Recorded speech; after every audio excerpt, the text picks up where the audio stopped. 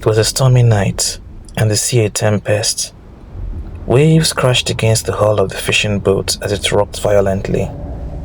Lightning illuminated the night sky in brief, terrifying flashes, revealing the carnage that had unfolded on deck.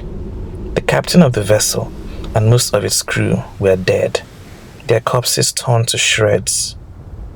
The boat rocked again, and I almost lost my balance and fell out of the cramped, dust-filled cupboard I hid in. It was dark and uncomfortable, with the air thick with the smell of salt and mildew. Not the best place to hide, but hopefully a safe enough refuge from the thing that roamed freely in the vessel, hunting and brutally killing anyone on board it found. Perhaps everyone was dead already. The screams that were accompanied by slashes and the squelch of tearing flesh had long since faded, replaced by an eerie silence, broken only by the occasional thud of something heavy being dragged across the deck. Was it the wind playing tricks, or the creature still hunting? My mind raced, conjuring images of the horrors I'd witnessed. The captain's face, frozen in a rictus of terror as it was torn from his body. The first mate's innard strewn across the galley like a macabre decoration. A sudden bone-chilling shriek pierced the air, startling me, and my sudden movement shook the cupboard. I didn't know what it was. I couldn't see it in my dark refuge, but an object toppled and fell. The resulting thud was loud in the silence. My heart thundered in my chest as I heard the cabin door creak open. Through the cracks in the cupboard, I saw it, the creature we had caught by accident in our fishing net. It dragged its scaly, slippery body into the cabin, and its scales shimmered with an otherworldly iridescence under the moonlight that shone through the window. Beautiful and terrible. Its bald head swiveled, searching, before letting out a sound that defied description. Part shriek, part click, wholly alien. This was no mermaid from fairy tales. This was a predator, a monster.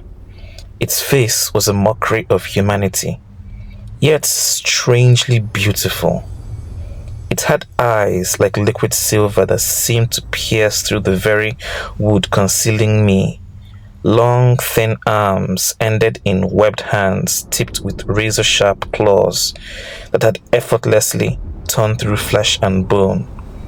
A dorsal fin, serrated and deadly, ran the length of its body, from the base of its neck to its human torso with rows of gills on each side, to the end of a long, powerful, eel-like fishtail. As it moved closer to my hiding place, I could see the blood, my crewmate's blood, still dripping from its maw. Row upon row of needle-like teeth glinted in the dim light, a stark reminder of the fate that awaited me if discovered. But it wasn't just its physical form that terrified me. I had seen what it could do to the mind. Before the slaughter began, crew members had started to act erratically. Some claimed to see loved ones beckoning them from the waves, while others became violent, turning on their friends without provocation.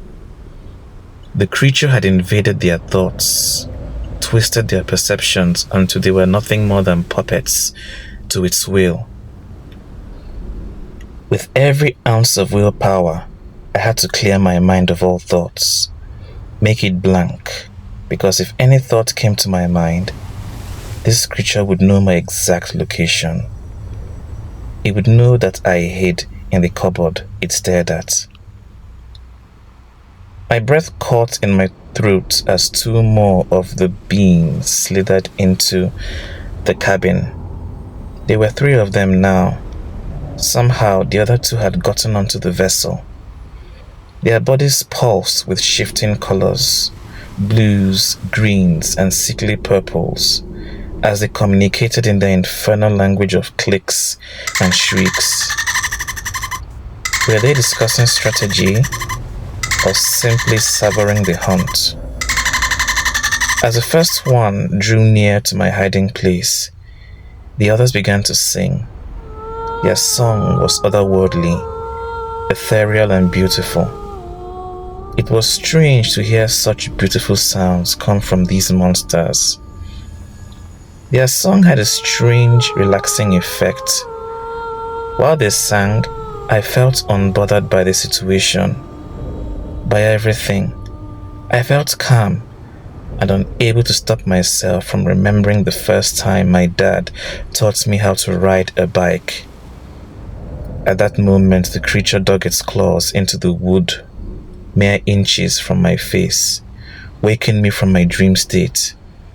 The mermaid ripped the door off its hinges, and I was face to face with the monster, staring into his eyes as the others rushed towards me.